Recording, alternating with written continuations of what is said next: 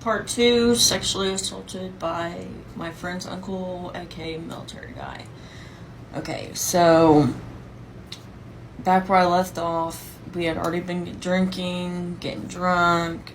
He had started to groom me, and I think he was grooming a few of my friends, but it was all very private. Like, he made sure that when he groomed me, I was 110% alone.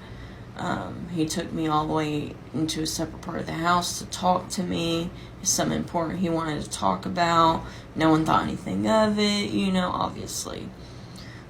He was a respected man. He had just had a baby girl that was born back then. This was back in 2013, in the summer of 2013. I'm now 21, almost 22 years old, and I didn't get the courage to tell a story until about 6 months ago. I finally told who was my best friend at the time, what her uncle did to me. Anyways, so later on that night, all of us went to go pass out. It was like 4:30, 5 o'clock in the morning. Early, I remember thinking the sun was about to come up. I had school the next day. I was exhausted, so I went to pass out. Well, I had remembered that he told me earlier that evening that he had something really important to show me, that he really needed me to stay up as late as I could, later than anybody else, and he would come get me and show me. Well, he hadn't came yet, I was like, well, maybe it was just a present or something. I could see it tomorrow, no big deal.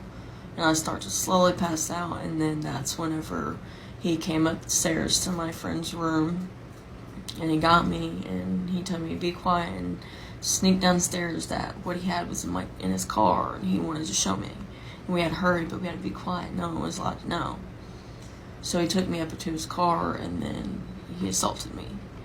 I remember it very vividly. I could still hear him talk to me in my head, and I remember him being like, this is uncomfortable, I don't have enough room, and cussing and being like, let's go to the garage.